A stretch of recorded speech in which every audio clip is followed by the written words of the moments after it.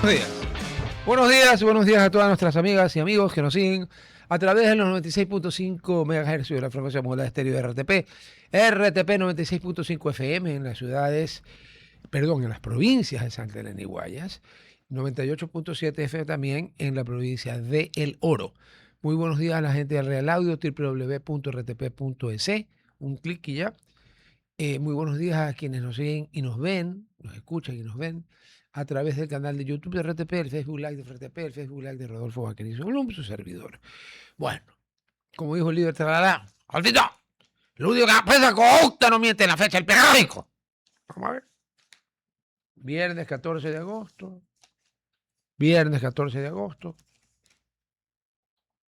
Sí, pues el lunes fue 10, feriado. 11, 12, hoy es 14. No hay nada que hacer. Se cumple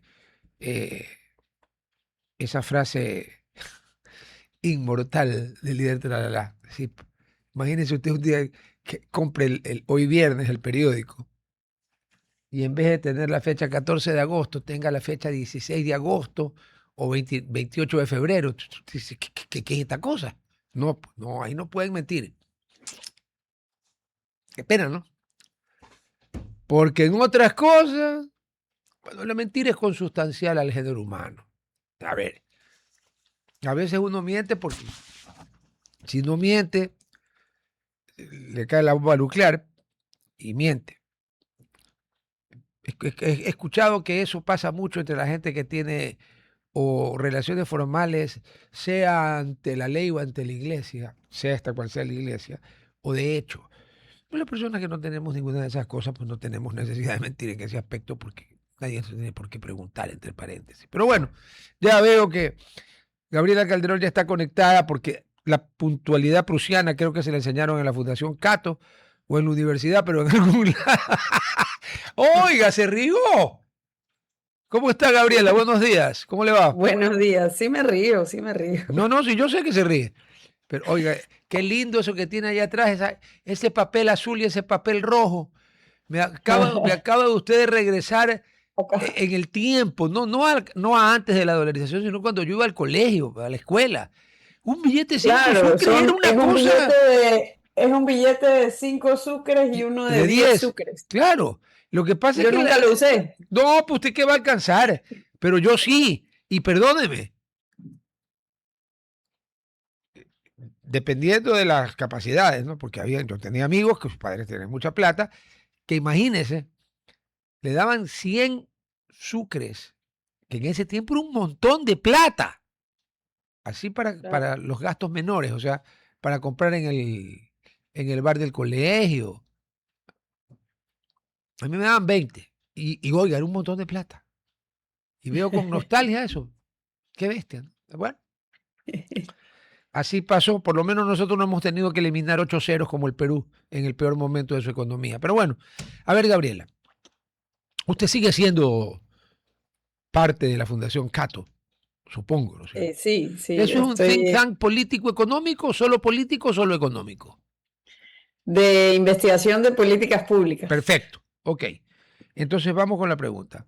Haciendo abstracción de Venezuela, que nadie sabe muy bien si es un protectorado, una capitanía general, un virreinato o algo de Marco Rubio, ni siquiera de Estados Unidos, sino de Marco Rubio en persona, el resto de Latinoamérica, por esas coincidencias, Colombia con De la Espriella, Ecuador con Noboa, Bolivia con Paz Zamora, Perú con Keiko Fujimori, Chile con Cast, Argentina con Javier Gerardo, Paraguay con, se me fue el nombre, pero es el Partido Colorado. Quedan Uruguay, que es un ejemplo claro de lo que es la socialdemocracia europea en su mejor versión trasladada a Latinoamérica. Esos no están locos, esos no dicen que hay 5 puntos cardinales, esos no recibieron plata de Odebrecht. O sea, ese es un caso que uno debe estudiar aparte. Y está Brasil. Pero esa coincidencia que desde Colombia hasta toda la costa, incluyendo los países mediterráneos, Bolivia y Paraguay, y pasando al Atlántico con Argentina, tengan gobiernos que de alguna forma son políticamente son más de centro derecha que de derecha y otros más de derecha que de derecha y otros libertarios como Javier Gerardo que dice que él es eso y que cuando se entrevistó fue genial. Me imagino que usted ha visto el post cuando entra Milei a saludar a Del Espriella. Eso es fabuloso. Entra Milei, lo ve, abre los brazos y grita: ¡Viva la libertad, carajo! Y el presidente Del Espriella se limpia la nariz con el protocolo y se va a abrazar con Milei y gritando también: ¡Viva la libertad, carajo! Bueno, esa continuidad que yo no me acuerdo haberla visto por elecciones, no por dictaduras. ¿Cómo la ven ustedes? Bueno, aquí hay, hace algunos años se hablaba de la marea rosa o marea roja por los resultados electorales. Ahora se está hablando bueno, no sé qué nombre le han puesto, pero se habla de todos estos gobiernos de extrema derecha, derecha en la prensa. Y la prensa pues les gusta, estoy generalizando porque hay honrosas excepciones, pero les gusta generalizar, digamos, estas cuestiones, ignorando las diferencias entre los distintos personajes, ¿no? Porque si bien están más cercanos entre sí que frente a sus contrincantes, tienen amplias diferencias en sus gobiernos, en las políticas implementadas desde el poder, ¿no? Entonces, por ejemplo, son diferencias que se vuelven menos evidentes porque son líderes que obviamente tienen intereses en común, tienen personalidades fuertes y no quieren rozar mal a su potencial aliado en aquellos intereses que comparten. Vamos a poner un ejemplo. Mientras que Javier Milei dice que es pro comercio, pro libre comercio y se ha dedicado a reducir barreras arancelarias al comercio en Argentina y no arancelarias también. Falta la mayor barrera, que es el control cambiario, pero bueno, eso es otra discusión. Pero digamos, en la política comercial, él es pro libre comercio. Total. Y su aliado con el que se abraza y se emociona y se lleva muy bien, que es Donald Trump, es proteccionista, es contrario al libre comercio. Dice que su palabra favorita es el arancel, que es una palabra maravillosa. Entonces, digamos, ahí hay una diferencia importante, ¿no? Porque en América Latina estos, y no todos, ¿no? Por ejemplo, de la Espriella ha hablado de una mayor apertura comercial. Daniel Noboa ha continuado con la política de Lazo y que la inició Correa, ¿no? Con la apertura comercial con Europa, de esta mayor apertura comercial por Ya. parte de Ecuador hacia el mundo. Pero time out. Time out. Usted que estudió en la Johnny sabe muy bien lo que es el time out. Ya entendí. Daniel ha continuado la política que inició a regañadientes, pero inició el presidente Correa y terminó con el acuerdo de la Unión Europea. Porque como usted me dijo la Claro. política de Lazo, le iba a preguntar: ¿cuál política? Que hubo No, pues política Lazo en tiempo de continuó, Lazo, de hecho en el gobierno de pero Lazo fue continuó. mucho más agresiva Pero, la eliminación de barreras no arancelarias y la negociación de acuerdos comerciales con otros socios. Por ejemplo, la negociación con Canadá, con Corea del Sur, todo eso se hizo durante el gobierno de Lazo, cuando estaba Julio José Prado en el Ministerio de Productividad y Comercio. Y usted sabe pues que en nuestros países donde la institucionalidad tambalea, las cosas que tardan en negociarse, a veces el crédito se lo lleva a otro gobierno, porque lo que negoció un gobierno anterior recién se implementa en el otro gobierno. sí, no, de acuerdo. De Pero no acuerdo. importa quién se lleve el crédito para mí personalmente, lo importante es que estas cosas continúen y se vayan incrementando y sumando a otros acuerdos que ya hemos firmado. Entonces, por ese lado, yo veo un silver lining dentro de todo lo que pasa aquí, que Ya. es esta política de apertura comercial que ya ha trascendido 4 administraciones de distinto sello político y en distinto momento. Claro, a ver, Correa, no sé si tuvo una epifanía. Él no pudo haber tenido la epifanía de Saulo de Tarso porque no creo que haya ido nunca camino a Damasco. Absolutamente estoy seguro que no. No por falta de afinidad ideológica con quienes estaban allí cuando él estaba en la presidencia, sino por lejanía. Pero en algún momento parece que tuvo una epifanía porque él era enemigo declarado de los tratados de libre comercio. Es más, lo que él firmó con Europa no se llama Tratado de Libre Comercio. Acuerdo, sí. Claro, es un... ya. Pero lo inició. Y lo inició con algo importantísimo, un bloque de 27 países, pues, entre los cuales Claro, estaba la Gran Bretaña también en ese tiempo. Él abatió de es jonrón. probablemente el acuerdo de apertura comercial más Ay, sí, importante sí, que se ha sí, firmado en, sí, en la historia reciente del Ecuador. sí. No, no me atrevo a decir en la historia, No, pero en la digamos, historia.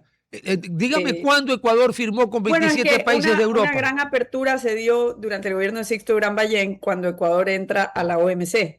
Claro, Ecuador entra a la Organización Mundial del Comercio, eso tiene que, no tengo no sé cómo medirlo, habría que ver bajo qué criterio se mide qué es más importante, pero eso tiene que haber sido muy un importante. antes y un después. Vea, uno puede de alguna manera medir las acciones de los gobernantes en función de quienes protestan y quienes reclaman. Usted es muy joven, Claro. pero yo me acuerdo perfectamente quienes pegaron el grito al cielo, pues que estábamos entregando, la maldita frase, entregando la soberanía. O sea, Claro, y el mundo cambió y bueno, hoy en día casi todos los países son miembros de la OMC sí, y bueno, esta es una diferencia que yo quería destacar ujú, entre estos líderes de la llamada nueva derecha, ola de derecha, extrema ya. derecha, como son descritos según el medio que usted agarre. Pero esa es una diferencia, por ejemplo, entre el presidente Javier Milei y el Y presidente Donald Donald Trump. Trump. Y una Ahora, diferencia, en el caso de Bukele, yo no tengo conocimiento acerca de su postura en política comercial. Lo que sí sé es que tiene una política fiscal muy arrebatada. El Salvador, durante el mandato de Bukele, perdón, poco antes de que llegue Bukele al poder, pierde el grado de inversión y el déficit fiscal se ha incrementado durante la administración de Bukele. Es decir, lo contrario de esta bandera que tiene de la Espriela y lo que ha Milei, hecho ya en el poder Javier Milei, que ha claro. reducido el déficit, ¿no? Entonces ahí tenemos otra diferencia que en estos países con moneda propia importa, porque el déficit está muy relacionado con la inflación. Esto en el caso de Argentina, no El Salvador, que también está dolarizado. Pero El Salvador tiene un problema de déficit muy importante, en ese sentido similar a lo que tenemos en Ecuador. Y entonces ahí hay otra diferencia. ¿Qué otra diferencia podemos ver? O sea, en Le- El Salvador hay juicios colectivos, sentencias comunales, prisiones preventivas de años, cosas que no se ven y esperamos que no se lleguen a ver en Colombia o en Ecuador. no, Bueno, en aquí. Ecuador sí hay cosas raras, ¿no? Pero Pero, digamos en pero, Argentina, pero, a ver, en Ecuador pero las no al cosas. nivel del Salvador. O sea, lo No, que se no, vive en no, El no, Salvador no. es una captura total de las instituciones y hay que ponerle mucho ojo y mucha atención a lo que pasa ahí, porque lamentablemente se ha vuelto como un modelo para muchos alrededor de la región. Y hay que ver cómo eso evoluciona, ¿no? Claro, Puede pero ser que también en el hay que corto entender, plazo brilla como el oro, pero veamos qué pasa de aquí a 5 años, porque eso no parece ser sostenible. O sea, no se está desarrollando una democracia liberal con instituciones sólidas, sino todo claro, lo contrario. pero usted conoce la palabra pirita. Ya, la pirita es una cosa que usted la ve en la roca y dice, te encontré una veta de una mina de oro. La pirita no es oro, es lo que se llaman, en Estados Unidos lo llamaron de full gold, el oro de los tontos, porque parece oro, Ya. pero no es oro. Y el tiempo, pues, como usted bien dijo, nos dirá si funcionó o no funcionó. Como Chu Enlai le bajó los humos a los franceses que viven con la grandeur de la France, cuando en la conferencia de paz de Vietnam le preguntaron pues, a Chu Enlai, el primer ministro de China, el hombre que realmente manejaba la China popular, porque ya Mao estaba contando asteroides entre Marte y Júpiter. Le preguntaron sobre la Revolución Francesa, 1789, en 1973, casi 200 años. Chu Enlai se acarició la barbilla y les dijo, solito esto, ¿no? Es demasiado pronto para juzgar. Necesitamos más tiempo para que la historia pueda aquilatar en su dimensión exacta. Y se dio la vuelta y los franceses se quedaron con ganas de matarlo. Pero claro, yo no pido 200 años para jugar porque los chinos tienen otra, o sea, es otro mundo. Yo he estado allí, es otro mundo, como igual que el Japón. No podemos compararnos. Pero el contexto de El Salvador antes de Bukele era que habían 80.000 o 90.000 miembros de maras, porque El Salvador tuvo una guerra civil de casi 40 años, pues, ¿no? Que al final era Sí. entre el Frente Farabundo Martí de Liberación Nacional, el FFMLN, y Arena, el partido que fundó Roberto Dubuisón. Y se mataron y reclutaban a la fuerza y a la no fuerza. Y cuando se terminó el relajo y se firmó la paz y se pidieron las armas y todo, dígame, ¿qué hacían individuos que lo único que sabían era combatir, para no decir matar o asesinar? Siguieron matando o asesinando, pero se llamaron maras. Entonces, el problema, si nosotros creemos que tenemos un problema de seguridad, El Salvador es el peor país del mundo. Entonces, esas situaciones tan No, extremas necesitan medidas son extremas. situaciones que afectan a cada vez una lista Claro. más ¿Eh? creciente de Latinoamérica, ¿no? Empezó con El Salvador, México, México que está, digamos, volviendo a tener mayores niveles de inseguridad, como que se calmó por un tiempo, volvió a subir. Colombia también había mejorado muchísimo la seguridad y en los últimos años volvió a empeorar. En el caso de países que no están acostumbrados a tener que siquiera tratar estos temas en las noticias, como Chile, Perú, Costa Rica, Ya los están tratan. sintiendo ¿Sí? también coletazos ¿Sí? de estos problemas, porque es un problema regional, ¿no? También tenemos ciudades en Argentina como Rosario, muy afectadas por organizaciones del crimen. Entonces, realmente, y bueno, Brasil, ¿no? Con ciertas favelas totalmente bajo el dominio De de los distintos organizaciones criminales. comandos. El comando de la capital, el comando vermelho, o sea, eso Claro, pasa cuando usted entonces, tiene gente como Lula en el poder, pues que no los tocan. pero el problema al final del día, bueno, yo no soy experta en seguridad, pero lo que coinciden algunos expertos en seguridad es que, ¿por qué no pasa esto en países pequeños Uruguay. como Suiza? O un país, o sea, ¿por qué no pasa en lugares de ingresos más altos o de ingresos no tan altos como, comparemos Costa Rica? O sea, ¿por qué El Salvador y no Costa Rica? Que Costa Rica nunca ha sido el foco de esto, pero está muy cerca físicamente. Entonces, una experta en seguridad que tenemos aquí en Guayaquil, Michelle Maffei, ella dice que el problema es la penetrabilidad del Estado. Es decir, qué tan fácil es penetrar las instituciones de control de seguridad en un país. Y un factor, obviamente, pues es el ingreso promedio. O sea, si es un país pobre, es más barato los costos de transacción, de penetrar, por decirlo con eufemismos, así como para reírse, los costos de transacción para penetrar instituciones del Estado. Ustedes saben a lo que me refiero. Estos No, son no, mucho no, más yo no. bajos en Yo países no sé a qué se refiere. Perdón, en se países de referirá, ingresos más por bajos ventura se y donde hay referirá, menos oportunidades oiga, alternativas. oiga, por Y hay otra ventura, cosa que Gabriela, en el lenguaje también, de la calle, lo que usted quiere decir es cuánta plata se necesita para comprar a todo el mundo. Aquí en el sí, Ecuador ha sido históricamente muy fácil, por lo menos ahora y estamos peleándola, qué tantos recursos tiene el aparato de seguridad para no. ser eficaz. O el Estado, porque quien le da plata al aparato de seguridad es el Estado. Si el Estado está quebrado, ¿cómo pelea? Claro, entonces, por ejemplo, tienes unas Fuerzas Armadas y Policía Nacional que no tienen suficientes recursos, ¿No? estamos hablando tanto de formación, conocimiento, o sea, el know-how, como también de cosas básicas. A veces no tienen colchones para dormir en los ¿No? cuarteles, ¿No? cosas que han salido en las noticias. Claro. Entonces, esto hace que sean súper penetrables. Siendo penetrables no solo las fuerzas del orden, sino también la justicia. ¿La cual? Y entonces, ¿Qué dijo usted? La claro, y justicia. entonces esto ¿Qué pasa, es la eso? justicia y las instituciones políticas, ¿no? La asamblea, los gobernadores en México, hemos visto esas noticias. ¿Cómo? El de Eh, Sinaloa está escondido, perdón, sí, el de Sinaloa está escondido en la hacienda de AMLO, ahí en Chiapas creo que es. Claro, entonces estas cosas pasan porque no hay instituciones sólidas, no hay ingresos altos que podrían contrarrestar esas presiones.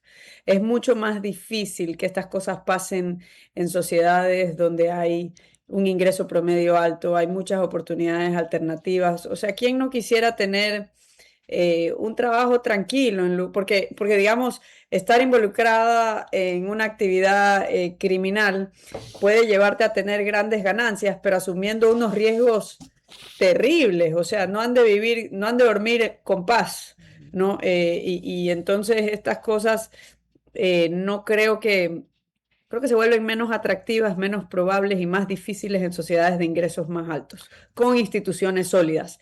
Entonces, por ejemplo, en Guyana, que ahorita tiene un Un boom de boom. recursos Uf, naturales, uf. es el país más rico per cápita de América Latina. Yo no sé si ustedes se habrán visto esa película que estuvo nominada para Óscares de este pueblito en Estados Unidos que tuvo un boom minero, era con Leonardo DiCaprio y una actriz no tan famosa que hacía papel de una nativa americana que se casa con este como cowboy americano. Y es lo que pasa en sociedades pequeñas que de repente tienen un boom de riqueza minera, pero no tienen la institucionalidad para gestionar esta riqueza y las instituciones y se desata un círculo de violencia brutal. Esa película me recuerda más o menos a lo que pasa, ha pasado y sigue pasando en América Latina, porque también ahora lo que se viene es que ya no es cuestión simplemente de la guerra contra las drogas. Otro rubro de negocio de estas organizaciones criminales es la minería ilegal. Correcto. Algunos expertos dicen que el ingreso que perciben estas organizaciones en Ecuador hoy en día es mayor por minería ilegal que por tema de las drogas. Entonces, si bien el tema de la guerra contra las drogas es una cuestión digamos, de eliminar el incentivo de la clandestinidad, de eliminar este mercado negro, legalizarlo, regularlo, como pasa con otras sustancias tóxicas como el alcohol, digamos, tienes el otro problema de las extorsiones, las instituciones penetradas, la minería ilegal, o sea, ya es un problema más grande. Entonces, al final del día es un tema de falta de institucionalidad, instituciones débiles. ¿Cómo se construyen instituciones? No con el hombre fuerte, porque el hombre fuerte es un mortal, algún día se va a morir. ¿Y qué va a pasar cuando no esté ahí un Bukele, por ejemplo? A ver, usted me hablaba de por qué no pasa, por ejemplo, en Suiza. Lo que pasa es que Suiza es el primer mundo del primer mundo. Pero pongamos un Sí, ejemplo de es un aquí. ejemplo Sí, extremo, sí, claro. pero pongamos Pero un ¿cómo ejemplo de llegó aquí. Suiza a ser Suiza? Esa es Claro, la cosa. pongamos un ejemplo de aquí, de Sudamérica, de un país que es un poquito más chico, pese a Maguat, que entregó más de lo que estaba en discusión, que le gustaba entregar. Uruguay es un poquito más chico que Ecuador y bastante menos poblado. Y Uruguay soportó una verdadera dictadura. Me permite una cuña. Doctor Osvaldo Hurtado, en Uruguay hubo una verdadera dictadura. A Pepe Mujica lo tuvieron preso no me acuerdo cuántos años, sin ver nada. Y les dijeron, ustedes aquí entran y no salen, no vuelven a ver la luz del día. Pero cuando terminó la dictadura en Uruguay, Uruguay pudo volver a las instituciones que sí tenía antes de la dictadura y antes de la guerra con los tupamaros. Y Uruguay es un país extremadamente culto, civilizado, no tiene problemas de seguridad, como sí los tienen Argentina y Brasil. Paraguay no se sabe mismo bien cómo quedó, pero tenía algunos. Es que usted Y tiene él lo razón, tiene. no hay que irse a Suiza, ¿no? O Vamos a sea, Uruguay. dentro de Sudamérica tenemos ejemplos como Uruguay. Uruguay. Los uruguayos tienen una economía muy pequeña, creo que la población aproximadamente es de 3 millones de personas. No llegan a 4. eh, y Uruguay le debe mucho a Argentina, porque las políticas públicas han sido tan destructivas en Argentina y el buquebús de Buenos Aires es tan accesible para salir de un infierno fiscal hacia viene a ser como un paraíso fiscal frente a Argentina, porque todo es relativo, digamos, si yo estoy parada al lado de, de, de un niño de 5 años, voy a parecer que soy altísima, pero si me paro al lado de un basquetbolista, se van a dar cuenta que realmente soy bajita. Entonces, Uruguay realmente se beneficia de eso, de estar al lado de realmente un De país con dos. una colección que normalmente ha tenido políticas públicas disparatadas. Brasil tiene una política fiscal terrible también, entonces también se beneficia de eso. Y no solo eso, sino que Uruguay no se limitó a la camisa de fuerza del Mercosur y se abrió el mundo. Ellos son como están muy lejos de todo. Nosotros como vivimos en la mitad del mundo, todo nos queda más o menos a la misma distancia. No apreciamos hasta que visitamos uno de estos países y decimos, qué lejos que está esto. O sea, como que qué lejos que es ¿Cómo? Uruguay de todo lo que nosotros estamos acostumbrados a tener Oiga, de cerca. pero Uruguay está rodeado de países. ¿Sabe dónde yo realmente sentí qué lejos que está esto? En Nueva Zelanda. O sea, Sí, cuando yo pero fui de a ahí, visitar a mi hija que pero estudiaba allá, oiga, ¿sabes qué estaba cerca de Nueva Zelanda? Australia. A 3 horas de avión. Eso estaba cerca. Ah, claro, ahora, ese es otro ellos, mundo, ¿no? Eso es otro ese es mundo. otro mundo. Y bueno, acá tenemos economías que si bien están en continente, por barreras geográficas, históricamente han sido prácticamente islas. Estamos hablando de, por ejemplo, Chile. Chile con su barrera de la cordillera y bueno, Uruguay por allá tan al sur. Entonces estos países tradicionalmente para desarrollarse y afortunadamente han mirado hacia afuera. Correcto. Es decir, no se han limitado al mercado interno. Eso implica pues que han tenido una tradición de apertura comercial con sus exabruptos, vaivienes, pero digamos, Chile históricamente ha sido una economía abierta al mundo, Uruguay también, ambos tienen poblaciones relativamente pequeñas, no son estas cosas gigantes como Argentina y mucho más Brasil. O México. Y de ahí tenemos otros ejemplos, como por ejemplo Panamá, pequeñísima, pero totalmente abierta al mundo. Hoy en día es la tercera economía más rica en el PIB per cápita de América Latina, dolarizada también, o sea que el dólar no es la cruz que no nos deja crecer, No, no, no, son no, otras no. cosas. El dólar lo que hace es encarecer la vida interna. Pero si no hubiera habido dólar en Ecuador, yo no sé cuántos ceros le hubiéramos tenido que quitar a la moneda. Perú le tuvo que quitar una vez 8 ceros a la moneda porque las calculadoras no podían, no habían computadoras en tiempo pre ese gran desarrollo tecnológico. Y le tuvo que quitar Bueno, esa 8 discusión ceros. ya la hemos tenido Sí, yo muchas veces. sé. Aquí nos encarecimos solito con la regulación laboral y las barreras Ah, no no. arancelarias y Sí, arancelarias. pero muchos otros países de Latinoamérica también tienen esa misma estupidez.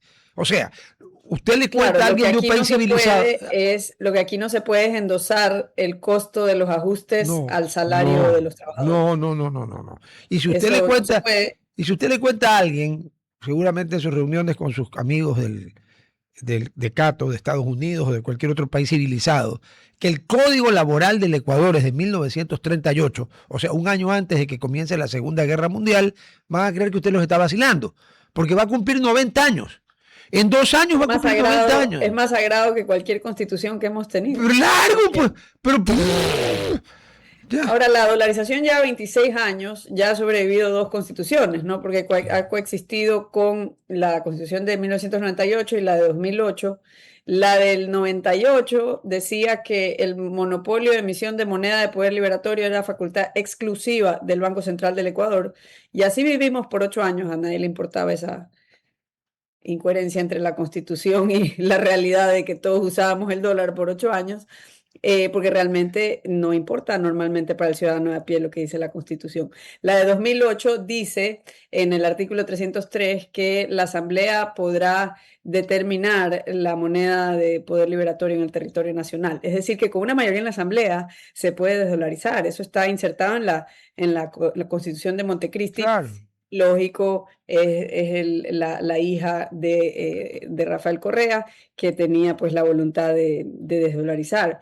Ahora, ¿qué es lo que pasa? Que más que las constituciones, lo que importa es hacer reformas que sean convenientes y que perduren a través del tiempo, porque se vuelve un suicidio político amenazar contra esas políticas. Entonces, ¿qué pasa con la dolarización? Que a pesar de que fue inconstitucional por 8 años, que después estaba amenazada explícitamente por la constitución vigente desde 2008, se volvió un suicidio político querer desdolarizar. Y de No, hecho se volvió políticamente rentable decir que uno defiende la dolarización. Entonces se deben hacer reformas que se vuelvan vinculantes no porque están en la ley, porque las leyes aquí cambian a cada rato, no porque está en la Constitución, porque aquí cambian las constituciones también, sino porque hay un consenso en torno a eso de la gente. Es decir, la no. gente no va a entregar voluntariamente sus ¿Cómo? dólares, por ejemplo. Yo, o sea, no le digo que lo hagamos en serio porque nuestra integridad física correría grave peligro.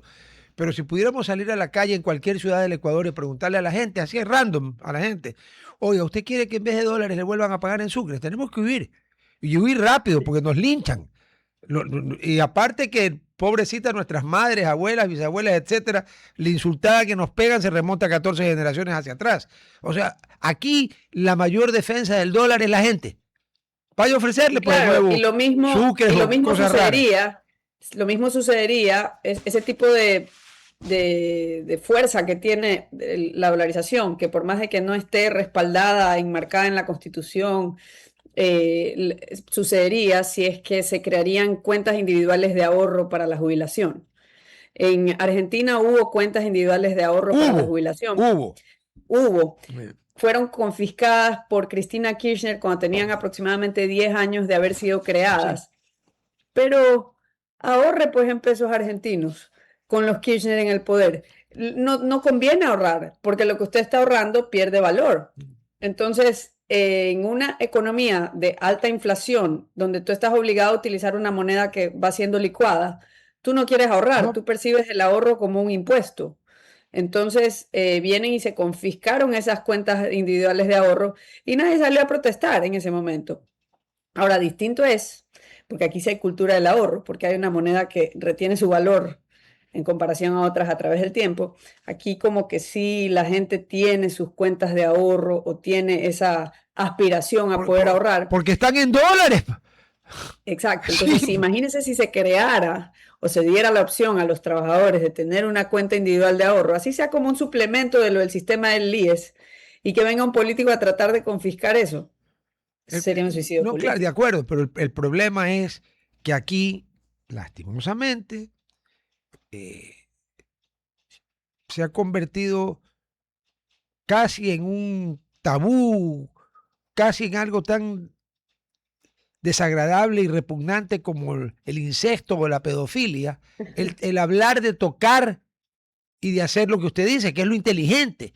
Pero bueno, por eso es que yo nunca he logrado entender a un grupo de cretinos, para no usar otro, porque hoy es viernes y hay gabardina, voy a usar cretinos nomás, que repiten ese aforismo estúpido de que la voz del pueblo es la voz de Dios. En primer lugar, eso será para los que creen en Dios. Pero en segundo lugar, vamos a suponer que Dios de verdad existe.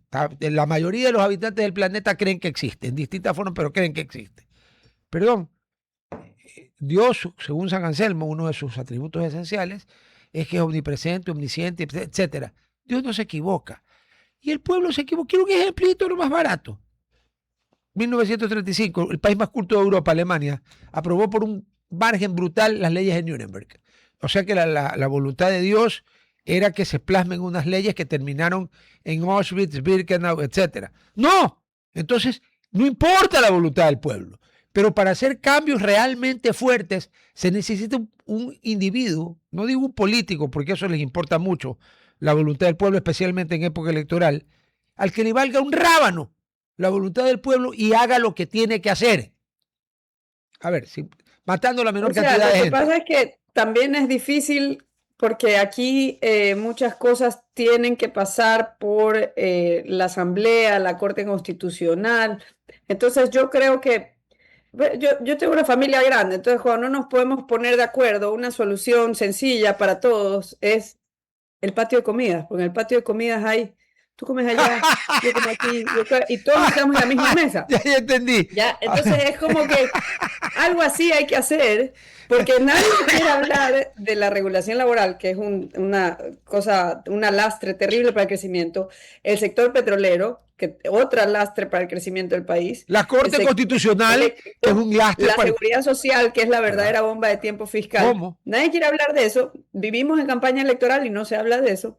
¿Por qué? Porque nadie se va a poner de acuerdo. De hecho, creo que los líderes políticos que participan en esta campaña están de acuerdo en patear la pelota para adelante. Pero es que no Decir, podemos... bueno, que no. Sí, pero Gabriela, Y esto no es una entonces, cancha de fútbol. Pues usted en la cancha de fútbol puede patear la pelota y la tira al out y vamos a ver cuánto se demoran en sacar la pelota. No, no, no, no. Usted habló claramente, no, no. Lo del IE no es una bomba de tiempo. Es una bomba nuclear muy grande de tiempo. Porque el claro, día que entonces estalle se si lleva no nos todo. ponemos de acuerdo en una solución, yo creo que lo que se puede acordar, y ya parezco dijo Rayado, es no estamos de acuerdo, no vamos a llegar a una sola solución para todos, porque allá quieren hacer esto, acá quieren hacer esto. Entonces, ¿sabe qué? Deleguemos, partamos este gran problema, dividámoslo en partes chiquitas y asignémosles a los gobiernos locales, algunos se pueden aliar entre ellos, su pedacito del problema. Es decir, partir el problema y que cada localidad busque una solución que le plazca más. Ellos también tienen que responder a sus electores porque también tienen elecciones locales. Entonces, digamos, la gente podría migrar entre sistemas según el que le parezca mejor. O sea, se puede hacer una competencia de búsqueda de soluciones para el problema de la seguridad social, ya que en vista de que no hay un consenso nacional. Puede ser que se cree en Guayaquil el sistema de cuentas individuales de ahorro y puede ser que en Quito continúen con el sistema de reparto y la gente se quedará en el que prefiera. Y tú puedes estar, incluso se puede crear toda una serie de criterios en base a los cuales tú puedes migrar entre un sistema y otro, así como uno puede cambiarse de Claro a Movistar. Digamos, según el que te da mejor servicio. Y realmente, pues uno debería ser dueño de sus ahorros y decir, así como cuando vas al banco, no me gusta la atención que me da este banco, entonces voy, cierro mi cuenta, saco mi plata y llevo mi plata a otro banco. Entonces, así debería ser con el ahorro de los trabajadores. A nivel nacional veo muy difícil que se pongan de acuerdo. En una asamblea con tantos intereses distintos, puede que haya, y ya hay escándalos gravísimos de corrupción en hospitales del IES, en el manejo del IES, las medicinas, todo eso, ya estamos cansados de escuchar de eso. Eso tiene décadas. Se va a eliminar eso probablemente va a continuar, incluso si lo partes y lo delegas a gobiernos locales, pero la escala del daño se reduce. O sea, puede ser que haya municipios que lo manejen muy bien, como puede haber municipios que lo manejen muy mal, y la gente votará con los pies.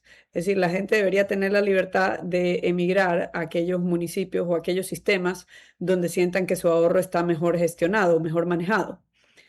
Al final del día, creo que estamos en una situación donde la democracia ecuatoriana está muy frágil, las instituciones han sufrido mucho durante las últimas 2 décadas y creo que hay que reconstruirla desde abajo.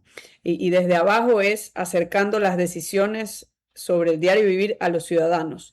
Y eso es pues que las decisiones más importantes que afectan tu diario vivir, como por ejemplo tu ahorro para tu jubilación, o por ejemplo el tema de la energía eléctrica, la provisión de la energía eléctrica, o el tema, servicios públicos que te afectan en tu diario vivir, la regulación laboral también, que puedan ser decididas localmente, porque localmente hay una mejor rendición de cuentas. Si no te sientes bien atendido, ese alcalde tiene que dar la vuelta por la calle y enfrentarse a sus mandantes. O sea, digamos, esas cosas no pasan actualmente. El ejemplo de Estados Unidos.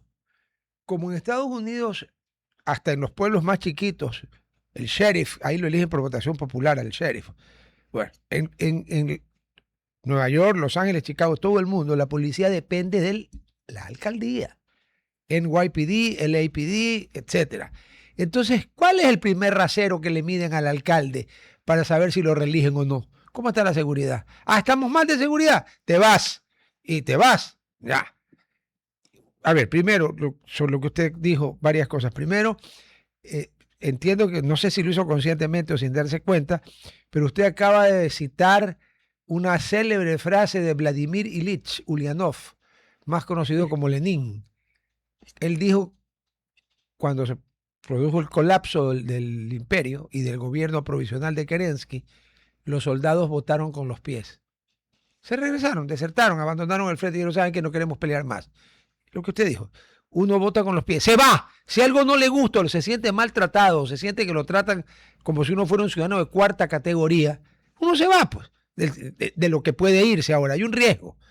Lamentablemente, claro, es verdad que son 221 municipios y no pasan todos, pero cada día aparece un municipio más involucrado en cosas pero terroríficas.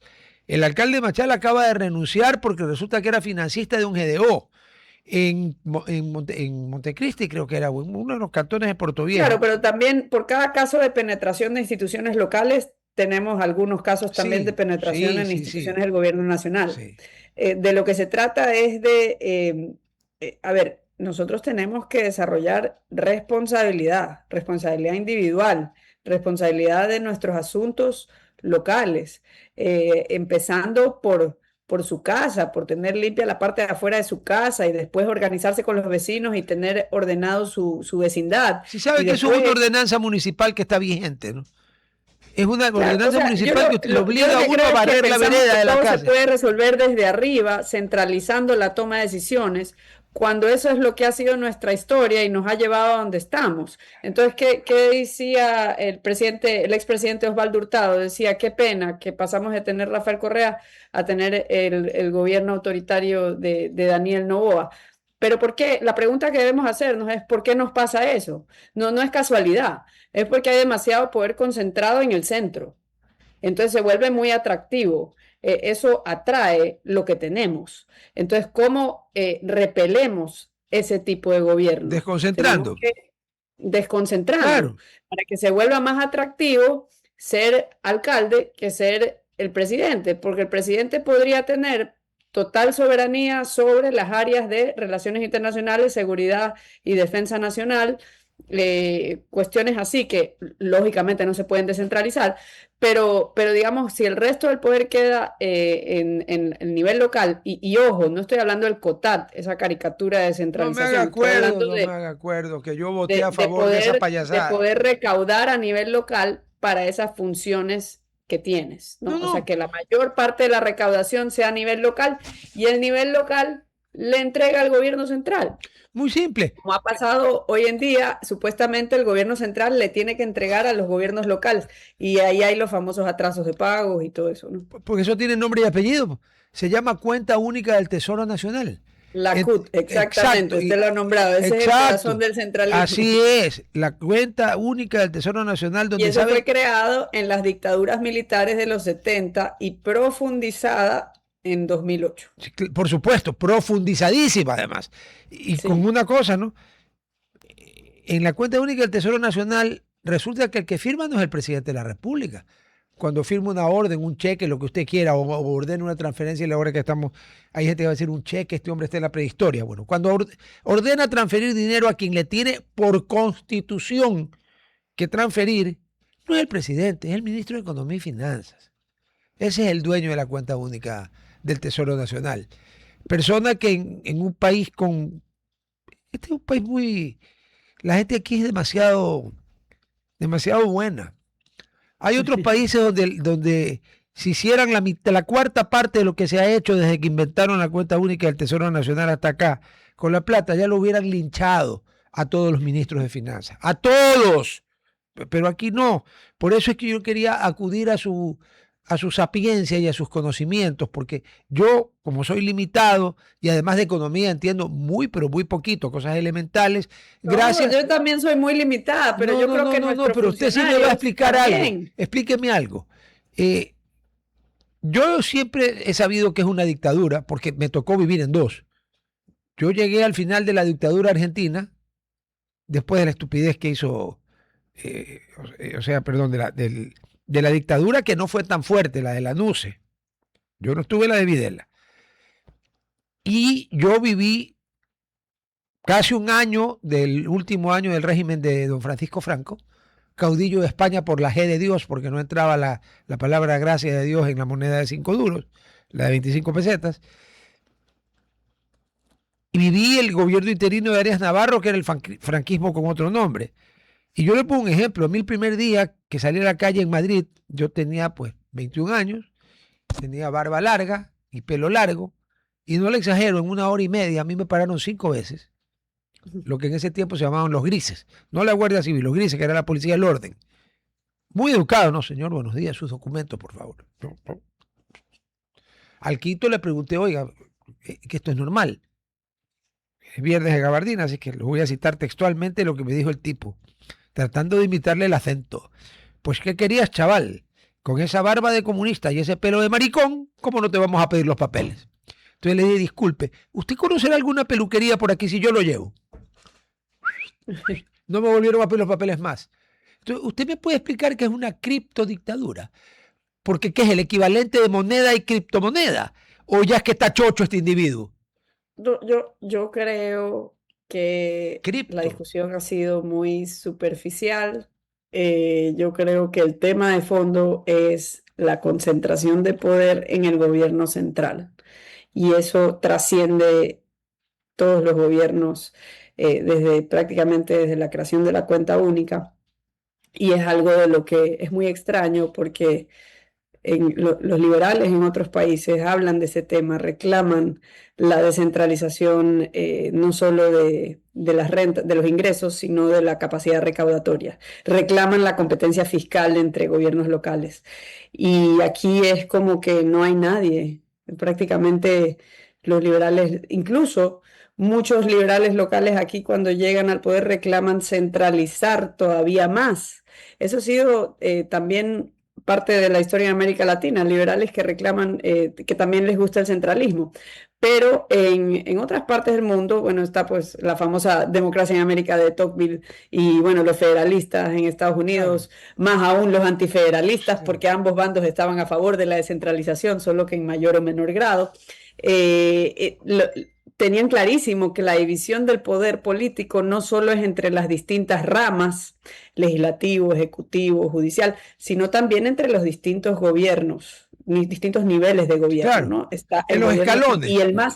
y el más poderoso siempre estaba en esa concepción de democracia liberal, el más poderoso siempre tenía que ser el de la ciudad. Claro, claro. Porque, por varias razones, ¿no? Entonces usted hablaba de que sus conocimientos son limitados. Bueno, los míos también, pero ¿sabe qué? Los de los funcionarios también. Entonces no está bien que dependa del conocimiento limitado de un funcionario de Quito la decisión de si se hace el quinto puente en Guayaquil o no. Ah, no. Aquí era un ejemplo. A ver, usted está bien sentada. Le Sí, adelanto una cosa. No me puedo hacer un spoiler a mí mismo porque esta es la gabardina. ¿Usted recuerda a la señora polaca que mataron en Olón, ¿no? O sí, En Montañita, perdón, en Montañita. sí. Mónica Konieczuk, creo que es, o Konieczek, o algo así. Usted comprenderá Ujú. que polaco, cero, pues, ¿no? Ya. Eh, Ella tiene ya más de 2 meses de muerta. Hay una petición, tanto del gobierno de Polonia, Mónica Silva Koniuszek. Gracias, Gerhard. Dankeschön, no hay libre her. Es que este es alemán, pues entonces hay que irles balbuceo unas palabras. Ya. Hay una petición de la Unión Europea al gobierno del Ecuador. Y resulta que todavía no se puede continuar con nada porque no están terminadas las pruebas toxicológicas e histopatológicas. ¿Sabe por qué no están terminadas? Porque a la señora Mónica Silva Konieczuk, como se pronuncia, no se le ha podido todavía terminar las pruebas. ¿Sabe por qué? No, no Porque el recuerdo qué pasó. laboratorio de toxicología forense de la ciudad de Guayaquil fue cerrado porque dice que Claro. hay limitaciones presupuestarias, entonces todo tiene que ir a Quito. Entonces yo pregunto, cuando yo era muy muchacho, usted no había nacido, aquí había un problema más grande de regionalismo avivado por la dictadura militar perdón, el gobierno militar, porque eso dictadura no tuvo nada, 63 al 66. Y aquí la gente decía, bueno, ¿qué le falta? Llevarse el río Guayas, no pueden. Pero yo sí pregunto, ¿qué le falta? ¿También quieren el río Guayas? ¿Cómo es posible que la ciudad más poblada del país, a la que si usted le suma, como ellos lo dividieron, la famosa zona 8, que nos pone juntos con Durán, que aunque ha bajado, realmente en Durán han hecho un gran trabajo, ha bajado una brutalidad el índice de mortalidad. ¿Cómo es posible que en un conglomerado que es Guayaquil, San Borondón, Durán, que somos más de 3 millones, no haya un departamento de medicina forense? Porque el que había, como no hay, comillas, plata, porque el imbécil que maneja la cuenta única del tesoro resolvió no darle plata pues a la fiscalía, porque esto depende de la fiscalía, y no tenemos un laboratorio, perdón, perdimos el laboratorio, o sea, perdimos la comisión, perdimos el comité ejecutivo de vialidad de la provincia del Guayas, eran las mejores carreteras del Ecuador, todo el mundo envidiaba las carreteras de la provincia del Guayas. Bueno, Perdimos, perdimos, Lea, también en su momento perdemos había todo. la empresa eléctrica de Guayaquil. ¿Cómo? No me acuerdo, si yo me acuerdo perfectamente. La empresa eléctrica de Ecuador, Inc. Yo vivía en la casa de mis abuelos en Chile, entre Bolivia y Bacagalindo, y en la esquina había un transformador. Yo tenía 7, 8 años. Se dañó por el transformador. Se llamaba por teléfono. Era un teléfono negro Ericsson que pesaba 1,5 toneladas. Y que en la casa de mi abuela se llamaba el cuarto del teléfono, donde estaba el teléfono, porque había un teléfono. Se llamaba la empresa eléctrica y en 15 minutos llegaba un camión de la empresa eléctrica con la escalera y se bajaban del camión 3 o 4 de los panameños beisbolistas que trajo Emelec para jugar los campeonatos y que nacionalizados hicieron que Ecuador quede campeón sudamericano de béisbol. Panchón Sánchez, Látigo Gutiérrez, todos ellos. Y en 20 minutos usted estaba arreglado y se iban. Aquí no se iba de luz nunca en la década del 60, hasta que nos interconectaron. Claro, pues.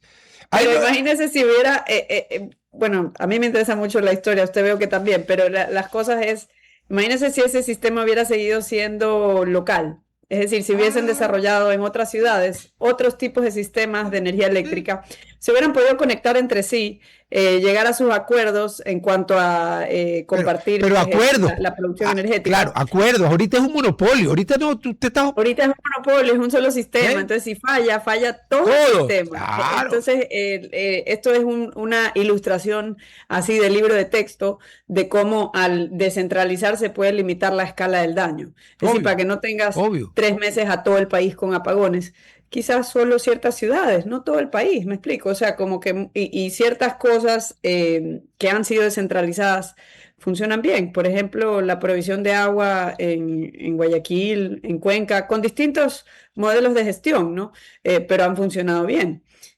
Ahora, ¿qué es lo que pasa con lo que no se ha descentralizado? Tenemos eternos problemas con la educación, con la salud. Entonces yo creo que hay que volver a ese principio muy de primer mundo, ¿no? Alemania, Suiza, que es donde ellos tienen como religión, como cosa sagrada, esto de que todo lo que se puede hacer a nivel local no hay razón para mandarlo a un nivel más arriba. Claro. Mire usted, Suiza es el epítome del federalismo, porque en Alemania, que sí, se llama de Bundesrepublik, la República Federal. Ok, son lands, son, digamos, estados, provincias. Suiza no. Suiza es una federación de cantones, una confederación. Se llama, el verdadero nombre de Suiza es la Confederación Helvética. Ya, son cantones. No me acuerdo si son 38, alrededor de ese número. Pero mire usted el grado de descentralización que tiene Suiza. Le pregunto, ¿Suiza tiene el euro? No, tiene el franco suizo. ¿Cuál es más sólido y se mueve menos hacia abajo? ¿El euro o el franco suizo? El franco suizo. El franco suizo. Ya. Y ¿Suiza es por ventura un país atrasado? No, para nada. Es uno de los países más avanzados del mundo. Federación de cantones.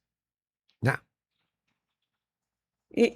O sea, han tenido una continuidad a través del tiempo con ese modelo descentralizado impresionante, ¿no? Y no son el único ejemplo, ¿no? Hay ejemplos en la antigüedad, la Liga Hanseática, Claro. la República de Florencia. En la actualidad tenemos órdenes descentralizados como Abu Dhabi, Dubái, Singapur. Son jurisdicciones que funcionan con una autonomía plena dentro de organismos más grandes. Y tenemos también el ejemplo, ya venido a menos, pero hasta hace poco, hasta 2019, de la autonomía de Hong Kong, ¿no? Entonces, como que pero dentro ya se les cayó la careta a los camaradas de la República Claro, Popular o sea, China. ya también coincide que China dio un giro, ¿no? O sea, el cambio que se ha dado con Xi Jinping hacia mayor concentración en el Partido Comunista y política, digamos, ¿no?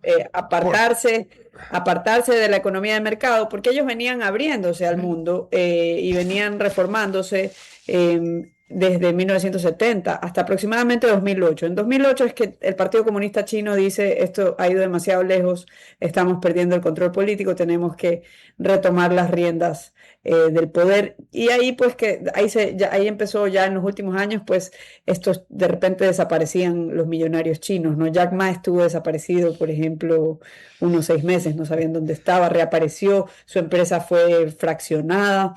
Entonces como que este crackdown, por así llamarlo, contra los empresarios en China, también esa mano dura también llegó a Hong Kong. Pero esto es algo reciente, o sea, estamos hablando que hasta 2019 Hong Kong era totalmente libre, digamos, no podían elegir a sus funcionarios, pero tenía uno de los índices más altos de libertades humanas, o sea, tú eras libre de expresarte, libre de emprender y bueno, qué pena que eso ha cambiado, pero ese era un ejemplo de una jurisdicción pequeña, con clima muy similar a Guayaquil, por cierto, que tenía un ingreso superior al de su madre patria de entonces, largo, del Reino Unido. pero largo. Y además Claro. A ver, el Hanover fue en 1997, cuando entregó la Gran Bretaña entregó Hong Kong, que era colonia de la corona. El caso de Hong Kong era un caso sui generis en el sistema legal de la Gran Bretaña, pero en su momento de lo que era el Imperio Británico. Hong Kong era colonia de la corona. Claro, pero si nos ponemos a pensar, ¿de qué se benefició Hong Kong? De heredar el sistema legal de Totalmente. derecho common law de los ingleses. Totalmente. Pero eso está pasando en otras partes. O sea, por ejemplo, Dubái y jurisdicción y países como el Perú, por ejemplo, desarrollan sistemas de arbitraje internacional que son abiertos a fijar disputas en base a los sistemas legales de otros países, porque uno le dice al inversor, mira, yo te entiendo, tú no confías en los jueces peruanos, está bien, pero entonces hagamos una sede, pactemos en el contrato que cualquier problema lo verá un juez inglés. Claro. Y tú eliges la sede. Pongámonos de acuerdo en qué jueces de qué país confiamos los dos, y perfecto, que él resuelva las diferencias. Pero usted acaba de mencionar otro tabú. Eso pasa en los contratos con el Estado también. Ha mencionado otro tabú. Creado por quien, como tuvo el gran acierto, así como tuvo el gran acierto, entre otros, de abrir el país a la Unión Europea, tiene sus problemas de fijación, y para él, pues el arbitraje es una pérdida de soberanía, es convertirnos en colonia, un poco más y llegar al nivel de Burundi en el siglo XIX. O sea, por Dios, pues aquí, para el Estado ecuatoriano, la palabra arbitraje, y para la Constitución ecuatoriana, es algo deleznable. ¿Por qué? Porque los perdemos, pues. ¿Pero por qué los perdemos? Porque nunca tenemos razón, pues. ¿Por qué lo vamos a ganar? En cambio, entre la OMC hemos ganado varios casos contra Estados Unidos, que nos acusaron de dumping en el tema camaronero. Cuando uno tiene razón, los sistemas de arbitraje le terminan dando la razón.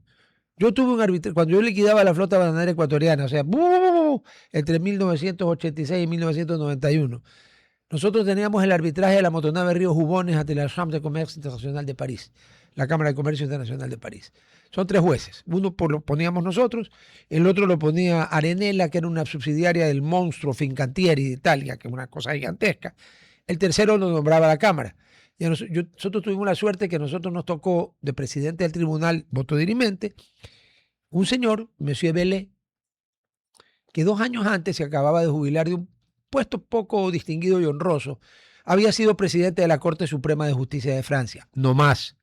Entonces, ¿cómo puede alguien pensar que un hombre como Monsieur Bellet va a coger billete o votar en contra de Ecuador porque está en contra de la liberación del... ¿Se acuerda con la estupidez de que, cómo era que alerta, que la espada de Bolívar recorre América Latina? Sí, la espada de Bolívar, que era conservador. Eso es lo que estos imbéciles nunca se dieron cuenta, que cuando la espada de Bolívar de verdad recorre América Latina, va a ser una espada conservadora, porque Bolívar de liberal no tenía un pelo. Y peor de socialista, pues no. Y perdón, que no me digan que no existía el socialismo, porque en el siglo XVIII ya había varios escritos de socialismo. Y ya habían algunos de los íconos del socialismo, que usted sabe mejor que yo ese tema. Así que la espada de Bolívar, vaya con la espada de Bolívar. Pero así es la cosa. Nosotros, ¿cómo hacemos? ¿Cómo hacemos? O sea, lo que ¿Cómo pasa descentralizamos? Yo creo que no hay que escribir una nueva constitución. Por ejemplo, el tema, y no hay que reinventar la rueda. También el desarrollo del Estado de Derecho en estos países que hemos mencionado ha tomado mucho tiempo, décadas, en algunos casos siglos, en llegar a tener esa reputación. Es muy difícil proponérselo y nadie sabe exactamente cómo se llega a eso. Entonces, en vez de tratar de hacer eso, más fácil es importar el derecho o sistemas que ya funcionan en otras partes. La tecnología de hoy lo facilita. Entonces, tú no tienes un sistema de justicia confiable, ok, apóyate en otro que ya existe. Ellos no te lo impiden. Tú solito te lo impides, pero nosotros podríamos beneficiarnos de estos arbitrajes internacionales con un sistema, digamos, se puede copiar ahí el sistema liberal de arbitrajes que hay en el Perú. ¿Verdad? En el Perú, aquícito, ¿no? Perú está aquí, al lado nuestro, abajito, es Colombia y el Perú, ¿no? No es que estamos hablando de Nepal, Perú tiene un sistema Claro, y en el abierto. tema de la descentralización, yo creo que el liderazgo le corresponde a los gobiernos locales y ahí, producto de la misma centralización que se ha dado, han matado pues a los liderazgos locales. Entonces como que es difícil, pero en algún momento, ojalá, porque no es que va a llegar un político al gobierno central y va a decir, tomen, les devuelvo. No, eso no pasa. No, eso no va a pasar nunca. Eso no pasa, No. entonces tiene que venir de abajo la demanda y tiene que haber un liderazgo Pero político aquí lo hubo. que, Aquí y tuvimos aquí lo hubo, dos aquí lo alcaldes que hubo, se pararon tiesos cuando había que pararse tiesos y ponían 300 no, mil y aquí personas lo en la hubo, calle. y hoy en día, con todas las críticas que se le hace al municipio de Guayaquil, si el gobierno nacional tuviera una ápice de la situación fiscal que tiene el municipio de Guayaquil, no estuviéramos con el crecimiento que tenemos. Es decir, el municipio de Guayaquil, con todas las críticas en los últimos años, igual sigue siendo uno de los municipios mejor manejados a nivel nacional, en cuanto a, digamos, las inversiones que se hacen y casi todo el presupuesto va para Ya no, inversiones, no mayormente para personal. pero pero nunca, todo fue para abajo. El 85-15 de el ingeniero Férez Cordero y el abogado Nebot, así poquito a poquito, porque así las cosas cuando pasan poquito a poquito uno no se da ni cuenta. Ya no es 85-15. Revisa Pero el último. pero igual está, Ah, no, digamos mejor que, que el no recuerdo, total. igual está en un 25,75. Ya, ¿Cuánto está el gobierno pero nacional? no, El peor, gobierno por nacional, pues supuesto. el ajuste en dolarización ya no es con los trabajadores, es con la inversión pública. Tiran abajo la inversión pública, y generan atrasos de pagos con instituciones Ya, pero autónomas, la bicicleta, incluidos los gobiernos locales. claro, pero Ese es el ajuste en dolarización. esa bicicleta que la ha hecho el Ministerio de Finanzas de todos los gobiernos de la República del Ecuador, desde que somos República del Ecuador, que han bicicleteado y que pagan cuando... A ver, si usted le debe al Estado, que Dios le ayude. Coactiva, todo. Pero si el Estado le debe a usted, ahí no necesita, ni siquiera Dios la puede ayudar. Porque el Estado le dice Claro, a o Dios, sea, oye, yo soy lo que ateo, no pasa te... es que si hubiese liderazgo local, se podría repetir más o menos lo que sucedió a fines de los 90, principios de los 2000, que desde un gobierno local, en este caso el municipio de Guayaquil, fue en ese entonces, se demandaron competencias de servicios públicos que estaban literalmente abandonados. Es decir, mira, si tú no lo puedes hacer, entonces dame la competencia que nosotros hacemos. Como deja nomás, cortemos por lo sano, dame a mí esa competencia, yo me encargo. Y lo bueno es que aquí se hizo a través del modelo de concesiones, que ha funcionado bien. Digamos, el tema de recolección de basuras, el tema de gestión del agua, ¿Cómo? bien en comparación con lo que se No, tenía no, no, no, antes. no, no. Porque uno tiene que comparar con lo que se Exacto, tiene antes, no con una exacto. situación No, imaginaria no, en no, otro no, lugar, no. ¿no? No, no, muy simple. Yo recuerdo, yo vivo en el edificio del Fortín, Malecón y Padre Aguirre, desde el 18 de diciembre de 1987, no yo, mi familia, porque yo llegué el 24 de diciembre, casi a las, casi no llego a la cena, yo hubiera tenido un problema anticipado, pero llegué. Era por el arbitraje, teníamos una sesión de arbitraje y tenía que ir. Ya, pero bueno, eso es el centro, ¿no? Bueno, ahí tampoco había agua. La suerte es que el edificio tiene toda la parte que comunica el edificio de viviendas con el edificio de parqueos, que está comunicado por abajo, y por un puente en el segundo piso, son cisternas. Entonces lo que tenía que hacer el administrador era conseguir que siempre hubiera agua en la cisterna. Pero cuando no hay agua en ningún lado, usted tampoco tiene agua en la cisterna. Bueno, Claro. nosotros teníamos horas en que no había agua en el centro. No me quiero imaginar los barrios marginales. Bueno, lo que tenemos ahora no es perfecto. Es más, yo he tenido un montón de discrepancias con Interagua por facturación de metros cúbicos y se las he ganado todas, porque yo sí se las he ganado todas de todas. Soy al revés del gobierno ecuatoriano que pierde todos los arbitrajes. Yo le he ganado todas. Cuando no me han dado la razón ellos, me la ha dado la razón el ente controlador que es el EMAPAC. Pero si a mí me preguntan que si yo quiero volver a que haya una empresa municipal de agua potable como había antes, que me dé agua a mí, no le respondo no le digo lo que respondería porque estoy entrevistando a una dama, hay más damas presentes y hay damas que están oyendo. Pero ya usted se puede imaginar lo que yo les respondo. O sea, que en el centro de Guayaquil no hubiera agua. A ver, pues, ¿cómo? Ya eso queremos, perdón, y la constitución fue clarita, porque ellos querían en el 2009, yo fui asambleísta el 2009, no constituyente, el 2009, la primera constitución. Ahí querían ya prohibir, matar la concesión. Y entonces se llegó al acuerdo de que, ok, se respetaba la concesión de agua de Guayaquil, pero que una vez que terminara, nadie más podía volver a concesionar el servicio de agua, ni en Guayaquil ni en ningún lado. Tenía que ser el Estado en alguno de sus nombres y categorías. Así ¿Qué va a que, pasar? Porque esa fecha ya se debe estar acercando. bastante, pues estamos en 2026. Faltan Claro, 5 eso años. sí no tengo presente. 5 años quedan. Sí, hasta el 2031. Quedan 5 años. O sea que yo con un poco de suerte y usted con seguridad van a ver qué pasa. Bueno, la fórmula sería una reforma constitucional puntual a eso, que no implica mayor problema. Claro. Pero, por ejemplo, ahí se necesita Pero un eso liderazgo. es un ejemplo de, en vez de ir a una constituyente, son artículos puntuales. Es Correcto. decir, ese es un artículo en la Constitución. Sí, El del arbitraje, creo que son 2 artículos. sí. El de las competencias exclusivas del gobierno central, son 2 o 3 El artículos. de las áreas estratégicas son creo que 2 también. Ya. Claro, entonces, y no se trata de armar una cosa que nadie va a leer, de que aquí están las 20 cambios de la Constitución, no, uno a la vez. Sí.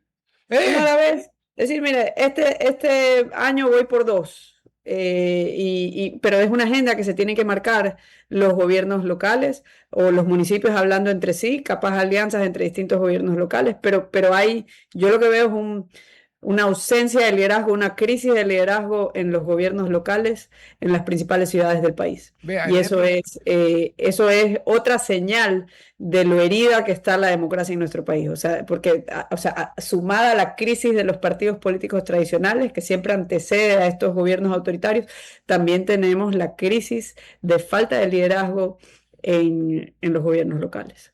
Mire, vamos a hablar de Quito y Guayaquil, ¿no? La capital de la República y la ciudad más poblada del Ecuador. ¿Ya? Mire usted la diferencia. Quito tuvo alcaldes de la talla de Sixto Durán Ballén, para no remontarme del señor del Castillo, también más atrás, Jaime del Castillo creo que era. Me perdonan si me equivoqué, ¿no? De Sixto Durán Ballén, tuvo alcaldes de la talla de Rodrigo Paz, tuvo alcaldes de la talla de mi general Moncayo. Y Guayaquil, para solo hablar de lo último, tuvo 2 periodos de León Febres Cordero y 19 años de Jaime Nebot.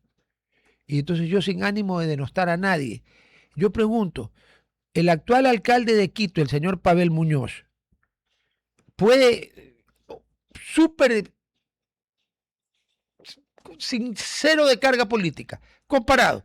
Usted puede poner a Pavel Muñoz en la misma fila que Sixto Durán Ballén, que Rodrigo Paz, que Paco Moncayo. No puede. O sea, literalmente no puede.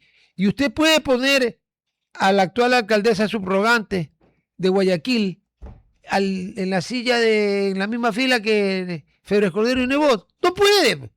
Entonces, ¿qué ha pasado? Que nosotros mismos nos hemos encargado de devaluar, bueno, su amigo el presidente Correa, con la enmienda constitucional que prohibió que alguien pueda desempeñar más de 2 veces el mismo cargo, con lo cual nos impidió seguir teniendo a Jaime Nebot de alcalde, ¿no? Que yo, que nunca he sido social cristiano, he votado por Jaime Nebot para alcalde toda mi vida. No, y puede ser que está bien el principio de la alternabilidad, pero no es un requisito de la democracia. Pero para mí la alternabilidad no es un requisito de la democracia, porque si no, toda Europa occidental serían, como dice Osvaldo Hurtado, criptodictaduras. Ahora, lo que dice un individuo que cuando trató de llegar a la presidencia por elección popular y no por accidente aéreo, y queda 8º entre 8, pues a mí, como dicen los españoles, pues que me la trae floja, tía. Pues que nada. No, pero es que más importante es qué tanto poder tiene el que llega. Y eso es volviendo al tema de fondo. El tema de fondo es que hay demasiado poder concentrado en el centro. Sí, pero por culpa de la... A ver, empezó con vamos siendo honestos. La constituyente, la Asamblea Constitucional del 98 ya sentó las bases bien altas de un hiperpresidencialismo. Y obviamente, pues la del 2008 fue A ver, la del 98 fue un traje hecho a la medida porque ellos ya sabían quién iba a ganar. Y no por brujos, sino porque sabían que iban a hacer fraude, si necesitaban. Y llegó Drácula al poder, pues se llama Watt. Ya. Y la del 2008 ya era un traje para el que estaba, para Correa. Lo que pasa es que nadie sabe para quién trabaja. Y resulta que ahora esa misma constitución que le dio a Correa poderes enormes, lo tuvo Lenín Moreno, a quien Correa no le clava alfileres en un muñeco porque él no cree en el vudú, pero si no le clavara. La tuvo el señor Lazo, que no la usó, bueno, algo usó, la usó en la muerte cruzada, y la tiene Daniel Noboa. Nadie sabe para quién trabaja. Esa constitución no la hizo él, la hizo el correísmo, con la ayuda de los señores de Podemos de España, por si acaso, ¿no? Que les cuento, no sé si usted sigue mucho el tema de España, están pero tan en la M, que casi pueden hasta perder cualquier escaño en las cortes, como se llama allá. Los señores de Podemos. Claro. Que aquí hicieron el caldo gordo. Y bueno, lo que salva a España es estar dentro de este marco regulatorio más amplio, este mercado común que es la Unión Europea. Sí. Eso salva a España y otros países de la periferia como Grecia. Imagínense cómo estaba Grecia en el año 2015. No. Entonces, como que se van teniendo sus líos, sus vaivenes políticos, pero como que vuelven del abismo o del casi abismo. Porque lo sacan. Y hoy día Grecia es una de las economías que más crece. Claro, porque la Unión Europea lo sacó de casi un hueco negro. ¿Se acuerda cuando le metieron miles de millones de euros y los griegos decían, oye, necesito más? Y había gente que se oponía dentro ahí hasta que les dieron y Grecia es otro país. Irlanda bueno, lo que pasó fue que les dieron mucho y no funcionó. Y el momento que dijeron que ya no les iban a dar más y que amenazaron con salirse del euro, hicieron lo que tenían que hacer antes de que les den tanta plata. Hicieron las reformas. Entonces, es cuando ya es más o menos parecida a la historia del Ecuador. Ecuador buscó hasta el último minuto ayuda del Fondo Monetario Internacional en el 99. Eso está en las memorias de Maguad. Y cuando ya el fondo dijo, no les vamos a dar, dijo, entonces no me queda más que dolarizar. Enhorabuena que el fondo no nos dio plata. Porque él no quería. Dolarizar. Porque Maguad no era partidario de la dolarización. Él dolarizó a regañadientes, aunque algunos individuos, porque de todo hay en la viña del Señor, de todo, aunque algunos individuos sostengan que no. Como me han dicho, no, ¿cómo vas a creer? Si Yamil fue el que le dolarizó, le digo, no.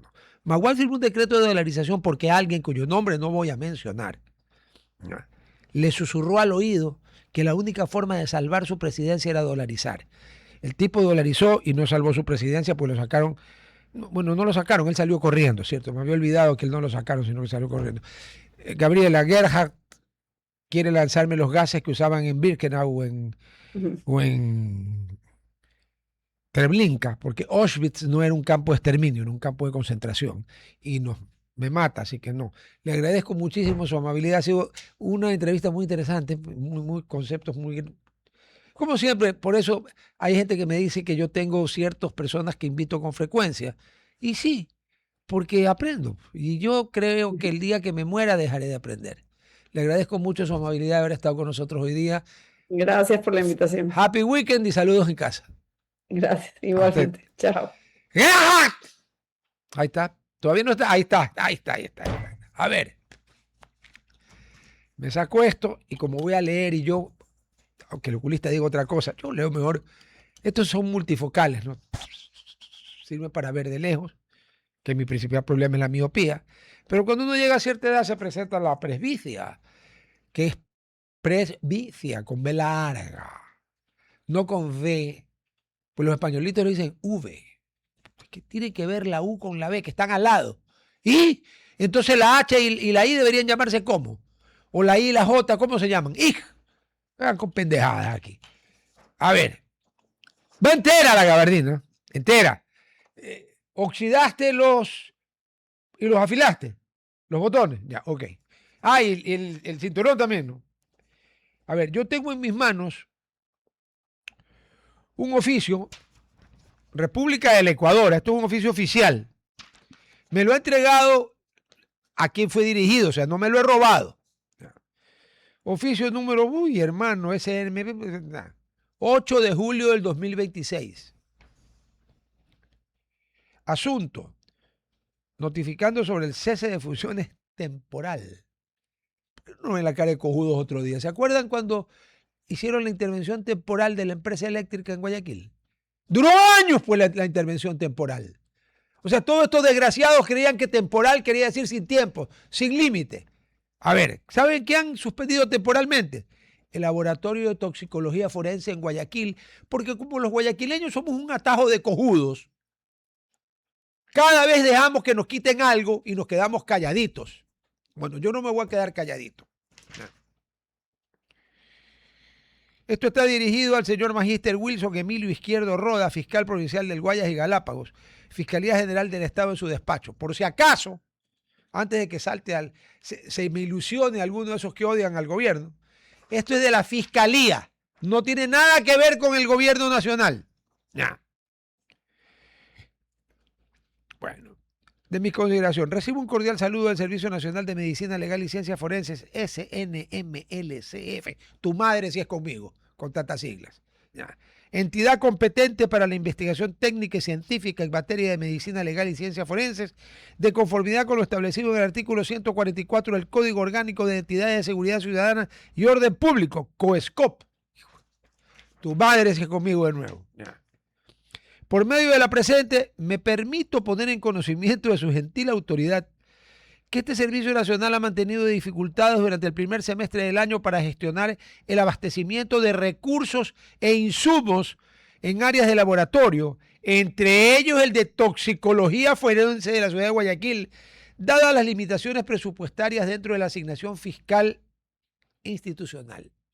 Traducido al castellano, el Instituto de Medicina Forense de Guayaquil, que depende de la Fiscalía General del Estado, no podía hacer nada porque no tenía los reactivos, los insumos son reactivos. ¿Por qué no tenía los reactivos? Las limitaciones presupuestarias dentro de la asignación fiscal institucional. ¿Cuál es la institución? La Fiscalía del Estado, ¿no es cierto? ¿Quién es el responsable de esto? ¿El fiscal general? ¿O un empleado administrativo? Bueno, para ti va la gabardina, porque tú eres un pobre imbécil. O sea, imbécil es... No, imbécil es alabarte. Ya. O sea, aquí vivimos mucha más gente que en Quito.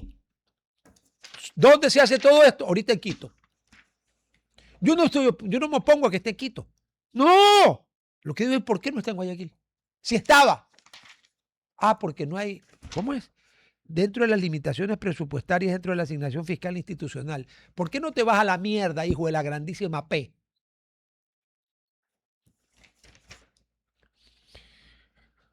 De acuerdo con lo enunciado, al momento no se podrán, 8 de julio, no se podrán recibir muestras para procesamiento en el laboratorio de toxicología de la ciudad de Guayaquil. Adivinen dónde sí se pueden. Adivinaron.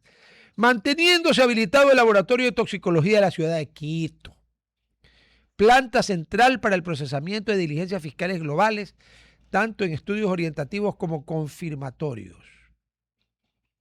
Para las coordinaciones del caso, dejo a su consideración el teléfono de la responsable nacional de esta área, BQC. ¿Qué será esto? Bióloga química. Bueno, me disculpa, pero yo no sé qué es BQC. Silvia Yumiseva, el número celular. Ya. ¿Por qué tocó esto? Porque en el caso del asesinato de la señora Mónica Silva, todavía no están las pruebas. Porque obviamente en Guayaquil no hay cómo hacerlas, pues si no está cerrado. Temporalmente. Señor presidente, a ver, yo sé, señor presidente de la República, que la fiscalía no depende de usted. Gracias a Dios, no depende de ningún presidente. No. Ni depende de la asamblea, ni depende de los 9 payasos. Porque los 3 chiflados eran 3. Los de la Corte Constitucional son 9. Imagínense. La chifladura multiplicada por 3. Pero esto no puede ser. Porque va a haber gente malintencionada que va a pensar que alguien de la fiscalía, porque es la fiscalía la que maneja esto, ha dado la instrucción de que esas pruebas histopatológicas y toxicológicas de la asesinada señora Silva, ponlas debajo de la ruma y que no salgan nunca, hasta que la gente se olvide del caso, porque aquí en Guayaquil tenemos un problema, en el Ecuador tenemos un caso y un escándalo todos los días. A ver, el responsable del presupuesto de la asignación presupuestaria institucional de la Fiscalía para que el laboratorio de Guayaquil tenga los reactivos para hacer las pruebas histopatológicas y toxicológicas, llévate una buena parte de los botones bien afilados y bien oxidados e introdúcetelos por alguna ranura que tengas en tu cuerpo. La boca, si logras doblarlo, los oídos, no sé, te los puedes clavar en los ojos. Y bueno, tú verás, yo ya no te voy a dar más consejos. Pero esto es inadmisible. O sea, ahora resulta que 3 millones y pico de personas valemos mierda en este país para estos imbéciles malditos de la fiscalía. No hay plata para reactivos para Guayaquil. Ah, puta, pero el día que no haya plata para reactivos en Quito, el fiscal, ¡uy! ¡Qué horror! ¡Erupción del Pichincha! ¿Hasta cuándo? Pues carajo.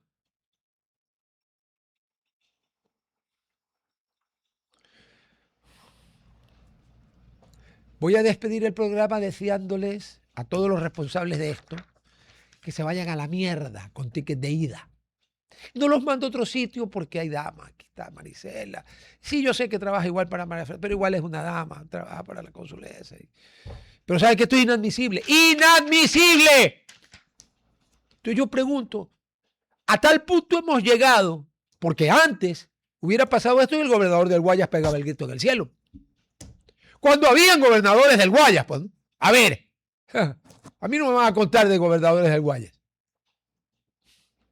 Feliz fin de semana. Si pueden. Chao. RTP